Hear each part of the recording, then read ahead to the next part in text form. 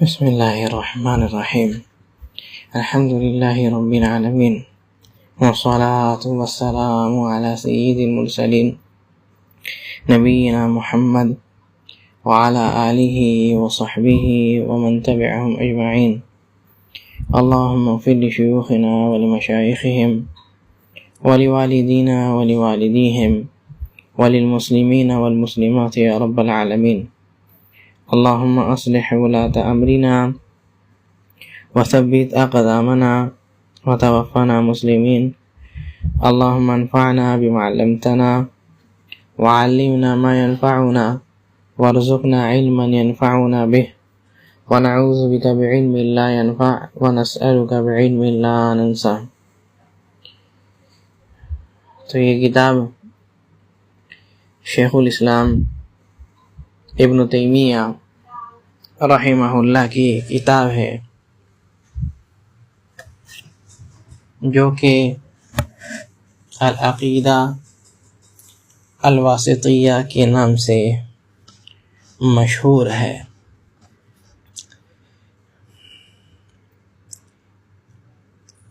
ہم لوگ اس سے پہلے اہل سنت والجماعت کی خصوصیت کے بارے میں کچھ باتیں کیے تھے، اور ان کی سب سے بڑی خصوصیت یہ کہ وہ لوگ قرآن اور حدیث پر ویسے ہی ایمان لاتے ہیں جیسے کہ وہ آئی ہے. یہ سب سے بڑی خصوصیت، جیسے قرآن اور حدیث آئی ہے اس پر ویسے ہی ایمان لانا. اگر اللہ تعالیٰ بول دیے کہ اللہ تعالیٰ قریب ہے تو قریب مان لیے، ایسے قریب ہے سوال نہیں کرتے، اس کا غلط معنی پیش نہیں کرتے، اس کا کچھ اور معنی بیان نہیں کرتے. یہ اہل السنہ والجماعہ کا عقیدہ ہے. اب جو شیخ رحمہ اللہ کہتے ہیں وَقَدْ دَخَلَ فِي مَا ذَكَرْنَاهُ مِنَ الْإِيمَانِ بِاللَّهِ. اچھا، اس سے پہلے اور ایک بات گزری کہ اہل السنہ والجماعہ ہر چیز میں وسط میں ہے، اعتدال میان روی میں ہے. خوارج اور مرجیہ کے بیچ، قدریہ اور جبریہ کے بیچ، اور روافض اور نواصب کے بیچ، سب میں اعتدال یہ اہل السنہ والجماعہ ہے. اب کہتے ہیں وَقَدْ دَخَلَ فِي مَا ذَكَرْنَاهُ مِنَ الْإِيمَانِ بِاللَّهِ، اور ایمان باللہ میں یہ بھی چیز داخل ہے کہ الایمان بما اخبر اللہ بہ فی کتابہ، اس چیز پر ایمان لانا، ہر اس چیز پر ایمان لانا جو اللہ تعالیٰ نے اپنے اس کتاب میں بیان کر دیا ہے. اللہ تعالیٰ نے اپنے جو کتاب میں بول دیا ہے، جو کہہ دیا ہے، اس پر ایمان لانا یہ ایمان کے حصہ میں سے ہے. ایمان کے حصہ میں سے اگر کوئی انسان کسی ایک چیز کو بھی قرآن کے نہیں مانتا، اللہ کے اس کتاب کے کوئی ایک چیز کو بھی جھٹلا دیتا ہے، بھلے ہی ساری چیزوں پر ایمان رکھتا ہو، تو وہ مومن نہیں ہے. وہ مومن نہیں ہے، وہ ایمان کی حالت میں موت نہیں پائے گا، ایمان اس کے دل میں داخل نہیں ہوا. اور کہتے ہیں وَتَوَاتَرَ عَنْ رَسُولِ اللَّهِ صلی اللہ علیہ وسلم، اور جو نبی صلی اللہ علیہ وسلم سے تواتر کے ساتھ ثابت ہے، تواتر معنوی ہو یا تواتر لفظی ہو. تواتر دو قسم کے ہوتے ہیں، ایک لفظی اور معنوی. یعنی حدیث اتنے لوگ بیان کرنے والے ہیں کہ جس کو جھوٹ سمجھا جا ہی نہیں سکتا. تو لفظی طور پر ہو بالکل سیم ٹو سیم نقل کیا گیا ہے، یا معنوی طور پر ایک دوسرے سے جو ہے مل رہی ہو. لفظ تو الگ استعمال کیے لیکن معنی سب کا ایک ہی ہے، تو اس پر بھی ایمان لانا. اس کا یہ ہرگز معنی نہیں ہے کہ صرف اور صرف تواتر حدیث سے ہم لوگ عقیدہ لیں گے، نہیں، بلکہ جو بھی صحیح حدیث رہیں گے ہم لوگ اس سے اپنا عقیدہ لیں گے. واجمع علیہ سلف الامہ، اور جس میں کیا ہے سلف صالحین کا اجماع ہے، سلف صالحین کا اس پر اجماع ہے، اور وہ یہ کہ من انہ سبحانہ فوق سماواتہ علی عرشہ علی علی خلقہ.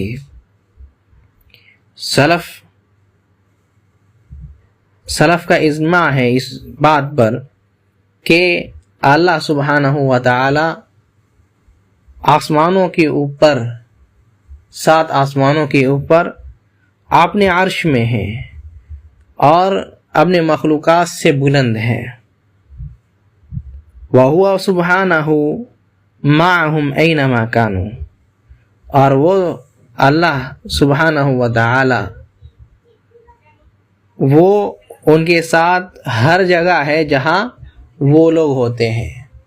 تو سلف اس پر اجماع کیے ہیں، اس پر ایمان لائے ہیں، اور اس پر اجماع ہے کہ وہ لوگ ایسے ہی ایمان لائے، یعنی اللہ تعالیٰ کو عرش میں مانتے ہیں اور اللہ تعالیٰ کو سب کے ساتھ مانتے ہیں. دونوں میں سے کوئی چیز کو نہیں کہتے کہ اس کا معنی یہ ہے، اس کا معنی یہ ہے، تحریف نہیں کرتے یا پھر کیا ہے معنی کا انکار نہیں کرتے، بلکہ کہتے ہیں، مانتے ہیں جو اللہ تعالیٰ نے فرمایا ہے. اس میں صرف کا اجماع ہے. وہ لوگ اللہ تعالیٰ کو عرش پر مانتے ہیں، اللہ تعالیٰ کو آسمان میں مانتے ہیں، اور بندوں کے ساتھ بھی مانتے ہیں، معیت بھی مانتے ہیں، جو کہ بیان کر دیے اس سے پہلے. یعنی اللہ تعالیٰ کو علم کے اعتبار سے سب کے ساتھ مانتے ہیں، اور ذاتی اعتبار سے اللہ تعالیٰ کو عرش پر مانتے ہیں. یعلم ما ہم عاملون، وہ جانتا ہے جو کچھ اس کے بندے کر رہے ہیں، وہ جانتا ہے جو کچھ اس کے بندے کرتے ہیں. تو یہ اہل السنہ والجماعہ اور سلف امت کا یہ اجماع ہے. کہتے کما جمع بین ذالک فی قولہ، جیسے کہ اللہ تعالیٰ نے اپنے اس قول میں جمع کر دیا، هو الذی خلق السماوات والارض فی 6 ایام، کہ اس نے آسمانوں کو اور زمین کو کیا ہے 6 دن پر پیدا کیا، 6 دن میں آسمان اور زمینوں کو پیدا کر دیا. ثم استوى علی العرش، اور عرش پر مستوی ہو گیا، پھر عرش پر مستوی ہو گیا، عرش پر مستوی ہو گیا. یعلم ما یلج فی الارض، اور وہ جانتا ہے جو زمین میں داخل ہوتی ہے. تو پہلے علو کا ذکر کیا، اس کے بعد علم کا ذکر کرتے ہیں. کہتے ہیں کہ جو چیز زمین میں داخل ہوتی ہے سب کچھ وہ جانتا ہے. چاہے کوئی انسان سونا ڈالے، بیج بوئے، یا کچھ بھی کرے زمین میں، اللہ تعالیٰ جانتا ہے. وما یخرج منہا، اور اس سے کیا نکلنے والا ہے اجناس کے شکل میں یا کسی اور شکل میں کیا نکلنے والا، اللہ تعالیٰ اس کو جانتے ہیں. وما ينزل من السماء وما يعرج فيها، اور کیا ہے آسمان سے جو چیز نازل ہوتی ہے اللہ تعالیٰ اس کو جانتا ہے. بارش ہو، فرشتے ہو، یا کچھ بھی ہو، سب کچھ اللہ تعالیٰ جانتا ہے. وما يعرج فيها، اور جو اس طرف جائے، آسمان کی طرف جو چیز جائے اللہ تعالیٰ جانتے ہیں. وَهُوَ مَعَكُمْ أَيْنَمَا كُنْتُمْ، اور وہ تمہارے ساتھ ہے تم لوگ کہیں بھی ہو. علم کے بعد اللہ کی معیت لائے، علم کے بعد معیت لائے. وَاللَّهُ بِمَا تَعْمَلُونَ بَصِيرٌ، اللہ تعالیٰ جو ہے تم لوگ جو کرتے ہو اس کو دیکھ رہا ہے. تو یہاں دیکھنے کی بھی بات لائے. اللہ تعالیٰ ساتھ ہے علم اور بصیرت کے ساتھ، بصارت کے ساتھ، یعنی اللہ تعالیٰ دیکھ رہا ہے، سن رہا ہے تم کو، اللہ تعالیٰ علم رکھتا ہے تمہارا بارے میں. تو ایسے ہی جمع کیے. وَلَيْسَ مَعْنَا قَوْلِهِ، اور یہ معنی نہیں ہے اللہ تعالیٰ کے قول کا وَهُوَ مَعَكُمْ کا معنی کہ وہ تمہارے ساتھ ہے، أَنَّهُ مُخْتَلِطٌ بِالْخَلْقِ کہ وہ اپنے کیا ہے مخلوق کے ساتھ مل گیا ہے، ٹھیک ہے، اپنے مخلوق کے ساتھ مل گیا ہے، یعنی کیا ہے حلول کر گیا ہے، اللہ تعالیٰ اندر ہے. جیسے بہت کوئی کہتے ہیں اللہ تعالیٰ جو ہے انسان کے اندر ہے، یہ غلط عقیدہ ہے.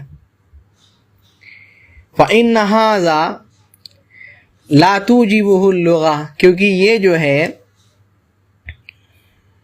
لغت اس کا ساتھ نہیں دیتی.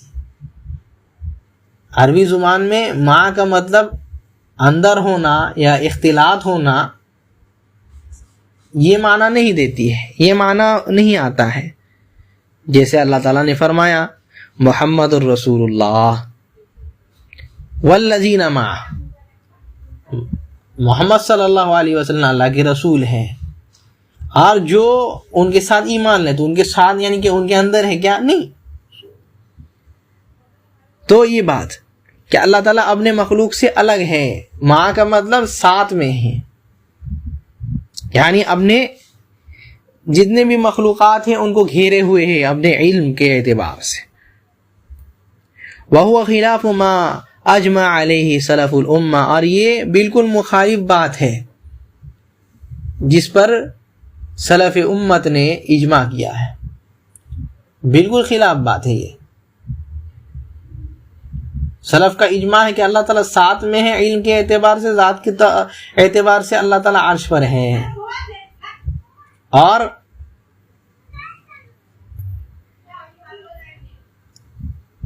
جو لوگ یہ کہتے ہیں کہ اللہ تعالیٰ اندر ہے، یہ خلاف بات کرتے ہیں سلف کے. وَهُوَ خِلَافُ مَا فَطَرَ اللَّهُ عَلَيْهِ الْخَلْقَ، اور یہ فطرت کے بھی خلاف ہے جو اللہ تعالیٰ نے اپنے مخلوقات کو جس فطرت سے اللہ تعالیٰ نے نوازا ہے. کوئی بھی فطرتی انسان جو فطرت میں جنما ہے، کہ وہ یہ کیا کہہ سکتا ہے کہ ہم جو پیدا ہوئے یا کوئی بھی مخلوق اس کے ساتھ خالق بھی اس کا جڑا ہوا ہے. کیسی عجیب بات ہے یہ. کہتے ہیں بل القمر، بلکہ اس چاند کو ہی دیکھ لو، بل القمر آیۃ من آیات اللہ، یہ اللہ کی نشانیوں میں سے ایک نشانی ہے، اس کو ہی دیکھ لو. من اصغر مخلوقات ہی، اللہ تعالیٰ کے چھوٹے مخلوقات میں سے ہیں. وَهُوَ مَعَ الْمُسَافِرِ أَيْنَمَا كَانَ، وہ مسافر کا ساتھ ہر جگہ ہوتا ہے جہاں بھی وہ مسافر ہوتا ہے. یعنی جیسے جیسے تم چلتے ہو ویسے ویسے چاند بھی چلتا ہے. تو کیا مطلب وہ تمہارے اندر ہے؟ نہیں، ساتھ کا مطلب یہی ہے، یعنی جہاں بھی جاتے ہو تم اس کو دیکھتے ہو. یہی معنی ہے اللہ تعالیٰ تمہارے ساتھ ہے، یعنی اللہ تعالیٰ جو ہے تمہارے ساتھ ہے کا مطلب یہی ہے جیسے چاند تمہارے ساتھ ہے، ہر جگہ اس کو دیکھتے ہو، ہر جگہ وہ ہے، ہر جگہ اس کی روشنی ہے، ہر جگہ تم اس کو پاتے ہو. ویسے ہی اللہ تعالیٰ کو بھی ہر جگہ، یعنی اس کا علم ہر جگہ ہے، وہ تمہارے ساتھ ہر جگہ میں ہے. لیکن کیا چاند ہر جگہ جا رہا ہے؟ نہیں، وہ اپنی جگہ میں ہے. ویسے اللہ تعالیٰ عرش پر ہے ذات کے اعتبار سے، لیکن علم کے اعتبار سے ساری جگہ. وَهُوَ سُبْحَانَهُ فَوْقَ الْعَرْشِ رَقِيبٌ عَلَى خَلْقِهِ، کہتے ہیں اور وہ اللہ سبحانہ و تعالی کیا ہے اپنے عرش پر ہے، عرش کے اوپر ہے. رقیب علی خلقہ، اور کیا ہے اپنے مخلوقات پر رقیب ہے، یعنی نگہبان ہے، ان کو دیکھتا ہے، ان پر نظر رکھتا ہے. مہیمن علیہم، کیا ہے اپنی سلطنت، حکم، تدبیر ان کے اوپر رکھتا ہے، یعنی ساری چیزیں جو ہے وہ عرش کے اوپر سے کرتا رہتا ہے. یہ اللہ تعالیٰ ہے. یدبر الامر، جو کیا ہے سارے معاملات کی تدبیریں کرتا ہے، ساری سلطنتیں اس کی سلطنت ہے، سارا حکم اسی کا چلتا ہے. مطلع علیہم، اور کیا ہے اپنے بندوں پر جو ہے وہ اطلاع رکھتا ہے، ہمیشہ اپنے بندوں کو دیکھتا رہتا ہے،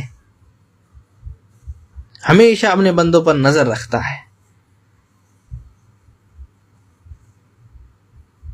الی غیر ذالک من معانی ربوبیتہ، اور اس کے علاوہ جو اللہ تعالیٰ کے یعنی ربوبیت کے معنی میں آتی ہے ان ساری چیزوں پر ایمان لانا ہے.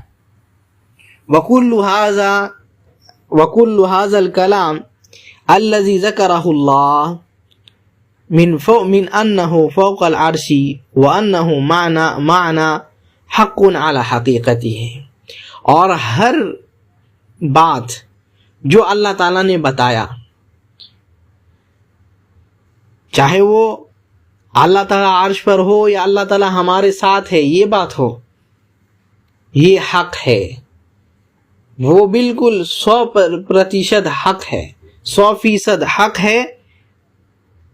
اس میں کوئی مجازی بات نہیں ہے یعنی یہ کوئی غلط بات نہیں ہے یا پھر کوئی ایسی بات نہیں ہے جو کہ حقیقت کے خلاف ہو بلکہ یہ حقیقت سے بالکل تعلق رکھتی ہے. یہ حق ہے یہ بات حق ہے. لا يحتاج الى تحریف جو کیا ہے تحریف کی محتاج نہیں ہے معنی بدلنے کی یا لفظ بدلنے کی یہ محتاج نہیں ہے. اللہ تعالیٰ نے جو کہہ دیا ہو اس کو ماننا ہے. معیت معلوم ہے اللہ ساتھ ہونا معلوم ہے استوا معلوم ہے اب اسی پر ایمان لانا کیفیت کے بارے میں تحریف نہیں کرنا سوال نہیں کرنا. وَلَكِنْ يُصَانُ عَنِ الدُّنُونِ الْكَاذِبَةِ لیکن کیا ہے اس کو جھوٹے اور کیا ہے باطل گمان سے باطل افکار سے باطل سوچوں سے جو ہے اس کو بچایا جائے گا. جیسے کہ کوئی بندہ آتا ہے ایک بندہ آ کر کہتا ہے ما فی الجبۃ الا اللہ نعوذ باللہ کہتا ہے کہ جبہ کے اندر جس کو دیکھتے ہو وہ اللہ ہے نعوذ باللہ من ذالک. ایسا عقیدہ یہ جھوٹی سوچ اور جھوٹے افکار اور باطل افکار ہیں. ان سارے چیزوں سے اپنے آپ کو بچانا. اور کہتے ہیں وَدَخَلَ فِي ذَلِكَ الْإِيمَانُ بِأَنَّهُ قَرِيبٌ مِّنْ خَلْقِهِ اور اس میں یہ چیز بھی داخل ہے یعنی ایمان میں کہ اللہ تعالیٰ جو ہے اپنے مخلوقات سے قریب ہے اپنے مخلوقات سے قریب ہے. اور اس سے پہلے گزر چکا ہے قریب کا معنی کیا ہے. قریب بھی 2 قسم کی ہوتی ہے. ایک قریب علم کے اعتبار سے مراقبت کے اعتبار سے اور ایک قریب جو قرب خاصہ ہوتا ہے یعنی ایک ہمارا قریبی ہے ہو سکتا ہے کہ وہ کہیں اور دور دیش میں رہتا ہو کہیں اور کسی اور علاقے میں رہتا ہو لیکن کیا کہتے ہیں وہ قریبی ہے. کیا مطلب پاس میں رہتا ہے ہمارا چپکا ہوا رہتا ہے نہیں. تو یہ خاص قریبی جس کی اللہ تعالیٰ مدد کرتا ہے جس کی بات سنتا ہے. کما قال تعالی جیسے کہ اللہ تعالیٰ نے فرمایا وَإِذَا سَأَلَكَ عِبَادِي عَنِّي فَإِنِّي قَرِيب. نبی صلی اللہ علیہ وسلم جب میرے بندے آپ سے یہ پوچھے کہ میں کہاں ہوں رب کہاں ہے کیا رب ہماری باتیں سنتا ہے کیا ہم جب دعا کرتے ہیں رب سنتا ہے تو کہہ دو فَإِنِّي قریب میں جو ہے قریب ہوں میں ان کے قریب ہوں. کس اعتبار سے کہتے اجیب دعوت الداعی قریب ہوں اس کا مطلب نہیں کہ پاس چل رہا ہوں یا ان کے اندر ہوں نہیں. اجیب دعوت الداعی کیا ہے جو داعی پکارنے والا ہے جو دعا کرتا ہے اس کی دعائیں میں سنتا ہوں. اجیب دعوت الداعی اذا دعانی جب ایک پکارنے والا مجھے پکارتا ہے تو میں اس کی پکار کو سنتا ہوں اس کا جواب دیتا ہوں. وہ جو دعا کرتا ہے میں اس کا دعا کو قبول کرتا ہوں. تو یہ مطلب ہے اللہ تعالیٰ کے قریب آنے کا. وقال النبی صلی اللہ علیہ وسلم اور نبی صلی اللہ علیہ وسلم نے جو حدیث گزر چکی اس سے پہلے اللہ کے نبی صلی اللہ علیہ وسلم نے فرمایا ان الذین تدعونه اقرب الى احدکم من عنق راحلته کہ جس کو تم پکار رہے ہو وہ کیا ہے بہرا نہیں ہے نہ ہی غائب ہے بلکہ وہ جو ہے جس کو تم پکارتے ہو وہ تمہارے بالکل قریب ہے. جو بندہ کیا ہے سواری پر سوار ہوتا ہے اس کے اور اس کے سواری کے کیا ہے اس سے جتنا یہ ہوتا ہے سر سے جتنا اس کا فاصلہ ہوتا ہے اس سے بھی زیادہ قریب رب تعالی ہے. یعنی رب اس کے بارے میں علم رکھتا ہے، رب اس کے باتوں کو سنتا ہے، اس کی دعاؤں کو قبول کرتا ہے. وما ذکر فی الکتاب والسنہ، اور جو کتاب اور سنت پہ مذکور ہے، من قربہ، اللہ تعالیٰ کے قرب پاس ہونے کے معنی سے، ومعیتہ، یا معیت کے معنی کے اعتبار سے، یعنی اللہ تعالیٰ کے ساتھ ہونے کے اعتبار سے، لا ینافی ما ذکر من علوہ وفوقیتہ، تو وہ اس کے منافی اور خلاف نہیں ہے کہ اللہ تعالیٰ نے فرمایا کہ اللہ تعالیٰ کیا ہے بلند ہے یا اللہ تعالیٰ اوپر ہے. ایک اللہ تعالیٰ کا بلند ہونا بھی مانتے ہیں اور اللہ تعالیٰ کے قریب ہونے کو بھی مانتے ہیں، دونوں کے خلاف نہیں ہے. خلاف انسان کی عقل میں ہو سکتا ہے لیکن اللہ کی نقل میں نہیں ہو سکتا. فإنه سبحانه ليس كمثله شيء في جميع نعوته، کیونکہ اللہ سبحانہ و تعالی یقیناً کیا ہے اس کی طرح کوئی نہیں، کوئی اس کے مثل نہیں ہے، کوئی اس جیسا نہیں ہے. فی جمیع نعوته، کیا ہے ہر قسم میں، اس کے ہر قسم میں جو ہے اس کے جیسا کوئی نہیں، اس کے ہر صفت میں جو ہے اس کے جیسا کوئی نہیں. وَهُوَ عَلِيٌّ فِي دُنُوِّهِ، وہ علی ہے، بلند ہے، فی دنوبہ، اس کے کیا ہے دنو یعنی قریب ہونے میں، قریب ہونے کے کیا ہے وہ عالی بلند ہونے کے باوجود بھی جو ہے قریب ہے. قریب فی علوہ، قریب ہے، انسان کے پاس ہے، انسان کے ساتھ ہے بلندی ہونے کے باوجود. یہ اللہ سبحانہ و تعالیٰ کی صفت ہے، یہ کسی مخلوق کے ساتھ قیاس نہیں کر سکتے. اس کو مخلوق کے ساتھ اس کو جوڑ کر کے بیان نہیں کر سکتے کہ اللہ تعالیٰ ایسا ہے، یا مخلوق اگر ایسا ہوتا ہے تو اللہ بھی ایسا ہوگا. نہیں، ایسا بالکل نہیں. اور کہتے ہیں وَمِنَ الْإِيمَانِ بِهِ وَبِكُتُبِهِ، اور اللہ پر ایمان رکھنے کا اور اس کی کتابوں پر ایمان لانے کا مطلب یہ بھی ہے کہ الایمان بِأَنَّ الْقُرْآنَ کلام اللہ، کہ یہ ایمان رکھنا کہ یہ جو قرآن ہے یہ اللہ کا کلام ہے، یہ جو قرآن ہے یہ اللہ کا کلام ہے. کافی ساری آیت ہے. وَإِنْ أَحَدٌ مِّنَ الْمُشْرِكِينَ اسْتَجَارَكَ فَأَجِرْهُ حَتَّى يَسْمَعَ كَلَامَ اللَّهِ. جب یہ مشرکین کیا ہے تمہارے اس میں یعنی عہد میں آئے تو کیا ہے جب تک کلام اللہ نہیں سن لے تب تک اس کو یہ میں رکھو. کیا اللہ تعالیٰ فرمائے یریدون ان یبدلوا کلام اللہ، وہ لوگ سوچتے ہیں کہ اللہ کے کلام کو بدل دیتے. یہ اللہ کا کلام ہے قرآن، تو یہ قرآن اللہ کا کلام ہے. ٹھیک ہے، قرآن اللہ کا کلام ہے. اور کہتے ہیں کلام بھی کیسا، کہتے ہیں غیر مخلوق اے منزل.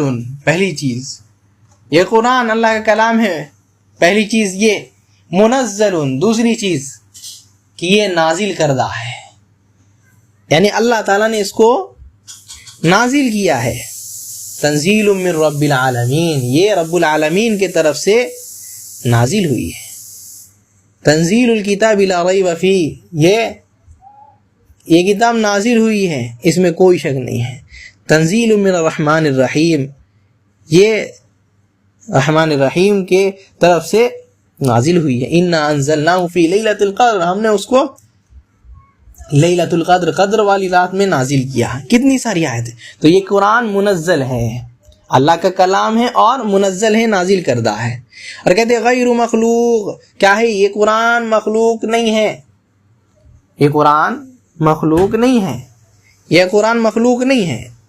یعنی یہ اللہ تعالیٰ جو ہے اس کو بنائے نہیں ہے. ٹھیک ہے، یہ اللہ کا کلام ہے. غیر مخلوق، یہ اللہ کا مخلوق نہیں ہے. کیونکہ اللہ تعالیٰ نے فرق کیا الا لہ الخلق والامر، کہ خلق اور امر سب کچھ اللہ تعالیٰ کا ہے.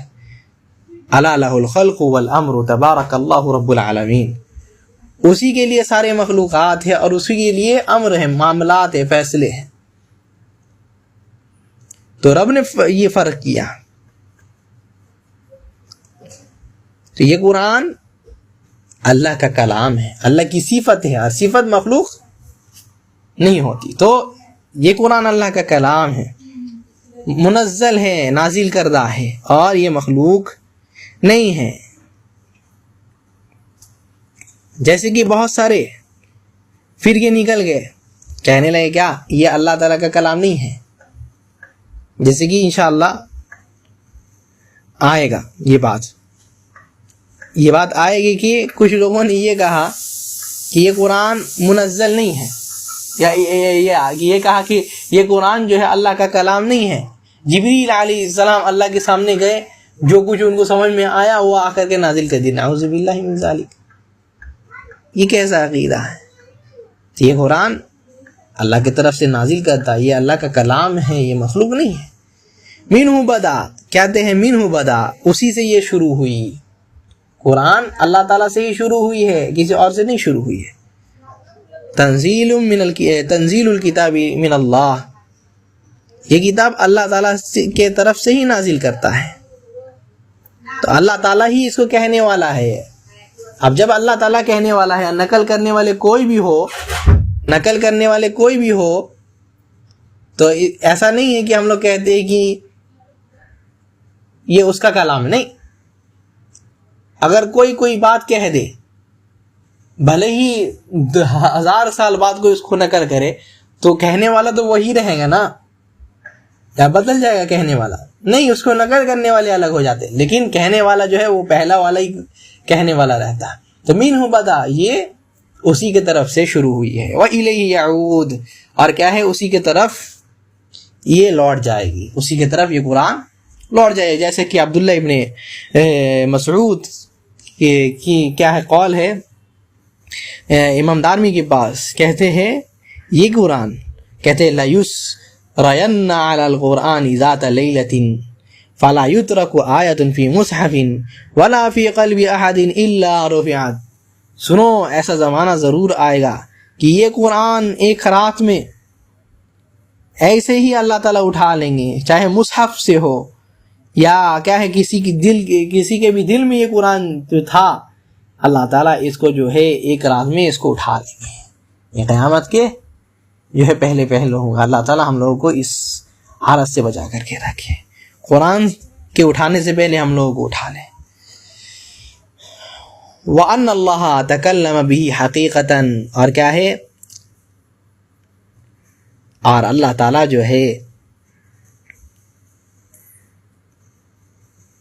تکلم بھی حقیقہ، صحیح میں جو ہے اللہ تعالیٰ کلام کرتا ہے.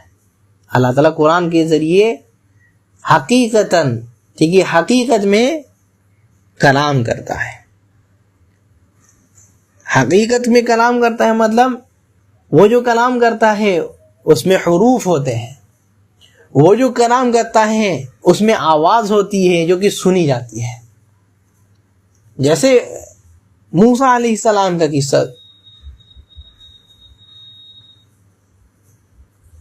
وَإِذْ نَادَىٰ رَبُّكَ مُوسَىٰ، جب موسیٰ نے کیا ہے، جب آپ کے رب نے موسیٰ کو پکارا. یہ پکارنا کیا ہے، موسیٰ علیہ السلام سنے گی نہیں؟ سنے نا. اور ویسے ہی موسیٰ علیہ السلام کو اللہ تعالیٰ پکار کے بولے، کیا تم جو ہے وادی مقدس میں ہو، تم جو ہے ایسی وادی میں ہو جو کہ مقدس ہے، پاک ہے، تو کیا ہے، ہم نے چپل اتار لو. چپل اتارے گا سن کر کے تو سنا جاتا ہے.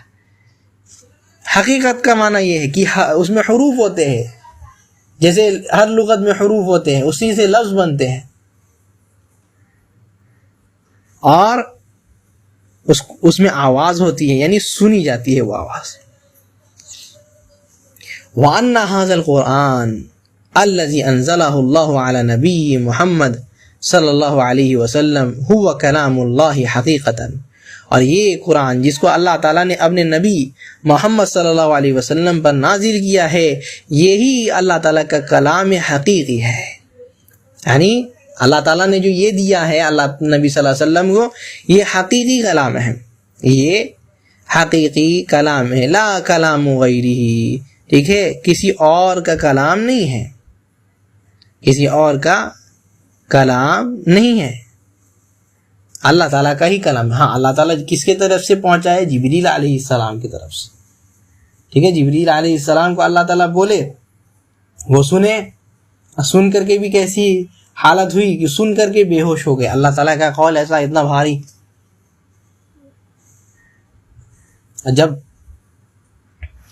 جاگے تو جب پوچھے کہ کیا ہے، ماذا قال ربکم، تمہارے رب نے کیا کہا؟ قول الحق، کہتے ہیں کہ اللہ تعالیٰ نے حق بات کہا. وہ العلی الکبیر، وہ اللہ تعالیٰ کیا ہے؟ علی ہے، کبیر ہے. اللہ تعالیٰ بلند ہے، بڑا ہے. تو یہ ان کی حالت ہوتی.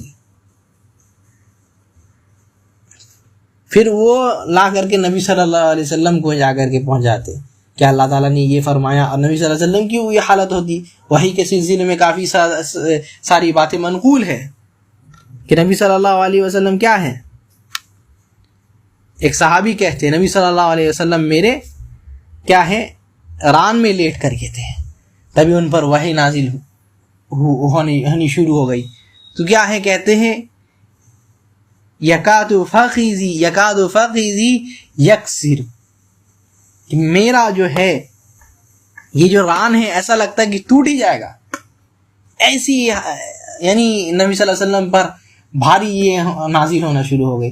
یہ بھی آتا ہے کہ نبی صلی اللہ علیہ وسلم کیا ہے ایک بار اونٹ پر سوار ہو کر کے تھے، تبھی وہی نازل ہونا شروع ہو گیا.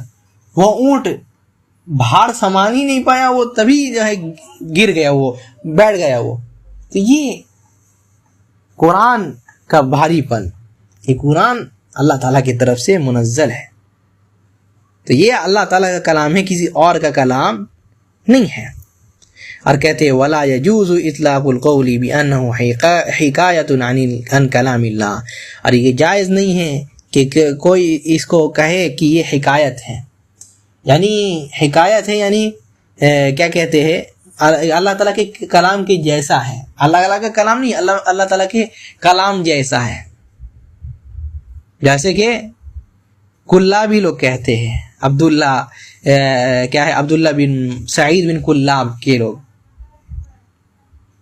تو وہ عبداللہ بن سعید بن کلاب، ان کے لوگ کیا کہتے ہیں، ان کے پیروی کرنے والے لوگ کیا کہتے ہیں کہ یہ کیا ہے قرآن اللہ کا کلام نہیں، لیکن کلام جیسے ہے، کلام جیسے ہے. جبریل جاتے اللہ کے پاس، ٹھیک ہے، ان کو جو یہ کرنا ہوتا کرتے، یعنی اللہ تعالیٰ کے سامنے رہتے، جو ان کو سمجھ میں آتا، ٹھیک ہے، اس کو جو ہے نقل کر کے نبی صلی اللہ علیہ وسلم کو آگے کہتے. تو اصل میں یہ کس کا کلام ہے؟ جبریل کا. تو کیا ہے یہ کلام اللہ تعالیٰ کا کلام نہیں، اللہ تعالیٰ کا کلام جیسا ہے. یہ جائز نہیں ہے، حرام ہے یہ کہنا.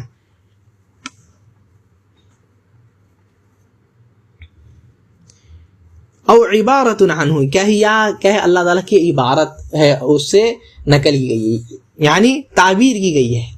یعنی جبریل علیہ السلام کیا ہے نعوذ باللہ اللہ تعالیٰ کے پاس گئے، اللہ تعالیٰ کے پاس جا کر کے ان کو جو کچھ سمجھ میں آیا، ٹھیک ہے، وہ اندازہ لگا کر کے آ کر کے نبی صلی اللہ علیہ وسلم کا بتا دی. یہ ایمان ہے ان لوگوں کا. ایسے یہ لوگ ایمان لاتے ہیں، نعوذ باللہ ثم نعوذ باللہ. کہ کوئی سن کر کے یہ کہہ سکتا ہے کہ یہ مسلمان کا ایمان ہے. بل اذا قرأه الناس او كتبوه في المصاحف لم يخرج ذلك عن ان يكون كلام الله حقيقة.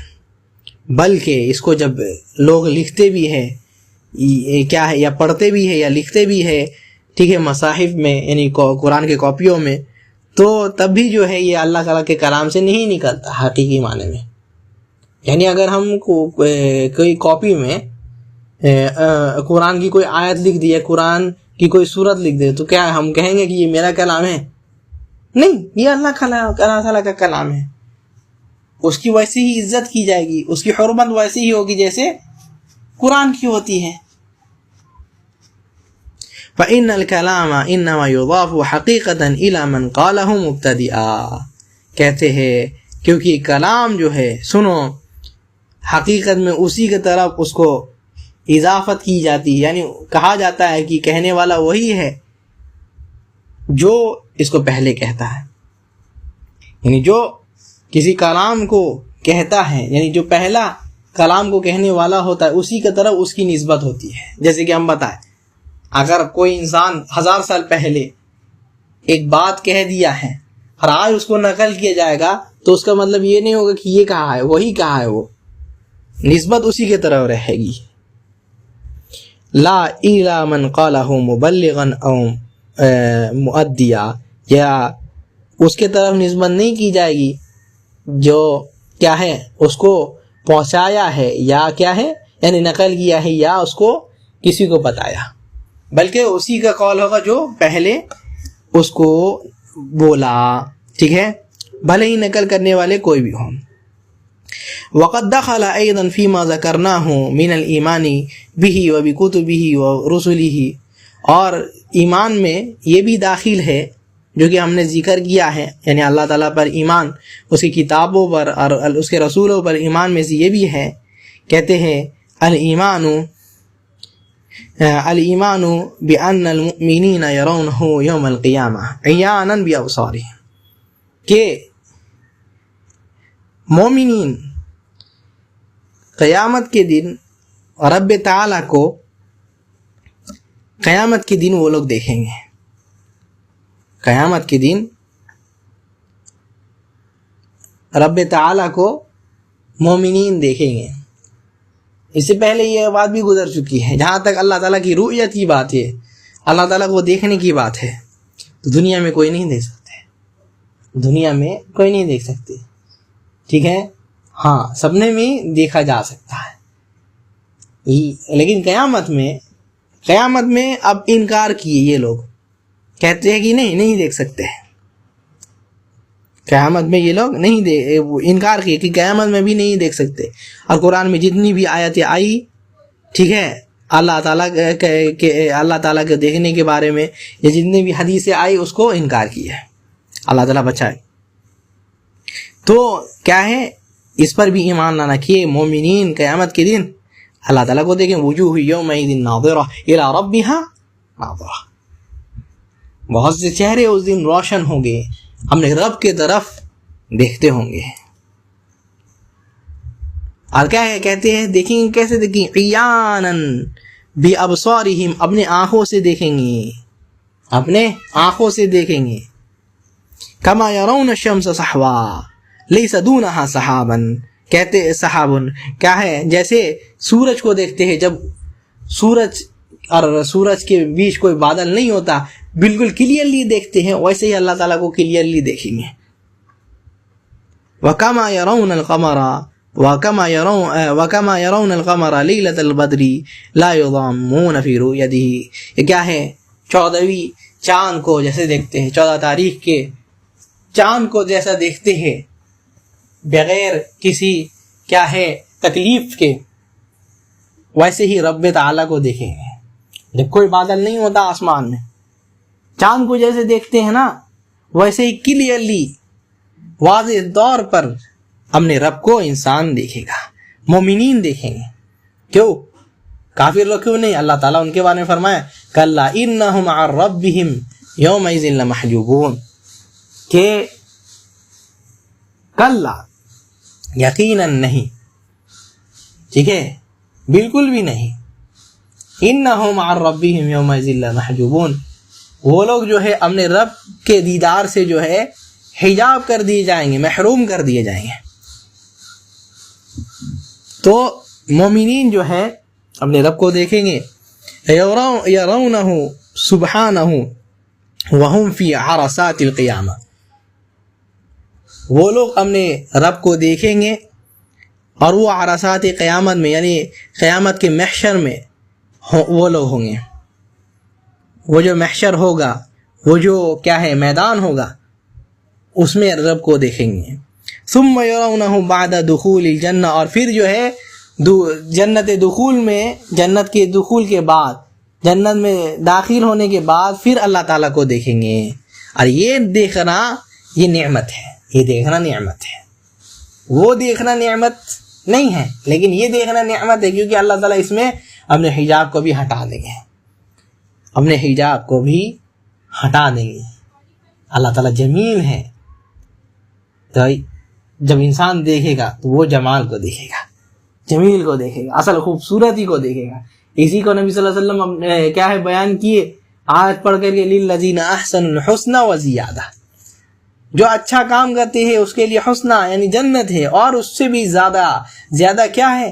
تفسیر کیے نبی صلی اللہ علیہ وسلم، ان کے صحابی لوگ، سلف کے مفسرین پر اجماع ہے کہ سب کے سب جو ہے اس کا معنی یہ بیان کیے کہ اللہ تعالیٰ کی دیدار. اللہ تعالیٰ ہم لوگوں کو بھی نصیب فرمائے. تو کہتے ہیں کہ جنت میں دیدار کریں گے، کما یشاء اللہ سبحانہ و تعالیٰ، جیسے کہ اللہ تعالیٰ چاہے گا. وَمِنَ الْإِيمَانِ بِاللَّهِ وَالْيَوْمِ الْآخِرِ، اور آخرت کے دن پر ایمان میں سے یہ بھی ہے کہ انسان جو ہے الایمان بکل ما اخبر به النبی صلی اللہ علیہ وسلم یکون بعد الموت، نبی صلی اللہ علیہ وسلم جو بتائے ہیں جو کہ موت کے بعد ہوگا اس پر ایمان لانا. جو کچھ نبی صلی اللہ علیہ وسلم بتائے ہیں کہ ایمان ہے کیا ہے، موت کے بعد ایسا ایسا ہوگا ایک انسان کے ساتھ، اس کے روح کے ساتھ، تو اس پر ایمان لانا. ٹھیک ہے، یہ ایمان کے حصوں میں سے ہے، یہ ایمان کے حصوں میں سے. انسان کئی مرحلے سے گزرتا ہے. پہلے تو عالم ارواح کا مرحلہ، پھر ایک مرحلہ ایسا رہتا ہے کہ پہلا تو معدوم، یعنی جب اس کا کوئی ذکر ہی نہیں تھا. حَلَّ أَتَىٰ عَلَى الْإِنسَانِ حِينٌ مِّنَ الدَّهْرِ لَمْ يَكُنْ شَيْئًا مَّذْكُورًا، کیا انسان کے پاس ایسا زمانہ نہیں آیا ہے کہ اس کا کوئی یہی نہیں تھا، وجود ہی نہیں تھا. پھر عالم ارواح میں آیا وہ، پھر جو ہے کیا ہے اس دنیا میں آیا، اپنے ماں کے پیٹ میں آیا. پھر اللہ تعالیٰ اس کو پیٹ سے نکال کر کے، واللہ اخرجکم فی بطون امہاتکم، اللہ تعالیٰ اس کو اپنے ماں کے پیٹ سے نکالے، ماں کے پیٹ سے نکالے، اس دنیا میں آیا. اور دنیا سے جو ہے کیا ہے، پھر اس کو جب مرے گا تو ایک حیات ہوگی وہ برزخ میں، اور اس کے بعد پھر ایک حیات ہوگی برزخ کے بعد، وہ کیا ہے آخرت کی حیات، جو سب سے لمبی حیات ہے، جو کبھی ختم ہونے والی نہیں ہے. تو انسان اتنے مرحلے سے گزرتا ہے، تب جاتا ہے آخرت میں پہنچنے. ان سبوں پر جو ہے ایمان لانا، اور خاص کر کے کہتے شیخ کیا ہے، جو کچھ نبی صلی اللہ علیہ وسلم بتا دیے موت کے بعد ہونے والا ہے اس پر ایمان لانا.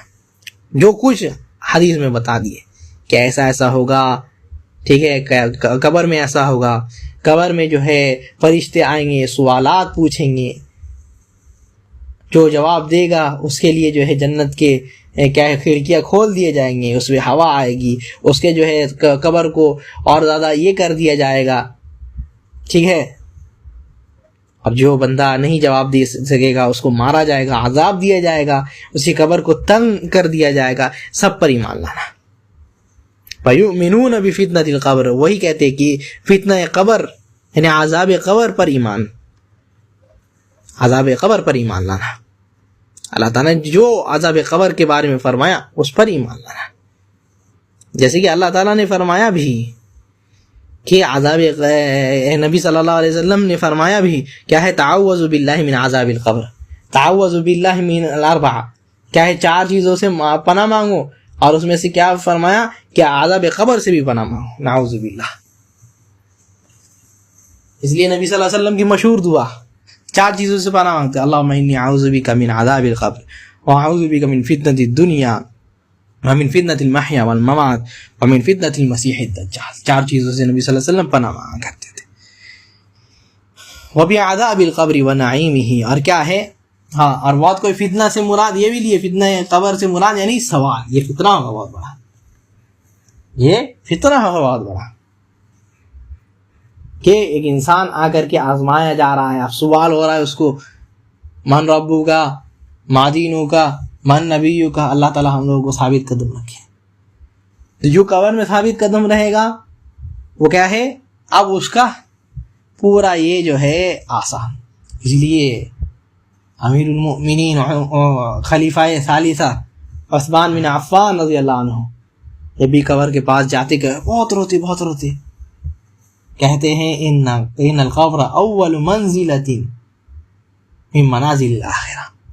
یہ جو قبر ہے یہ آخرت کی منزلوں میں سے پہلی منزل ہے، جو اس میں کامیاب ہو گیا فما بعدہ ایسر منہ، تو اس کے بعد اس کا سب کچھ آسان.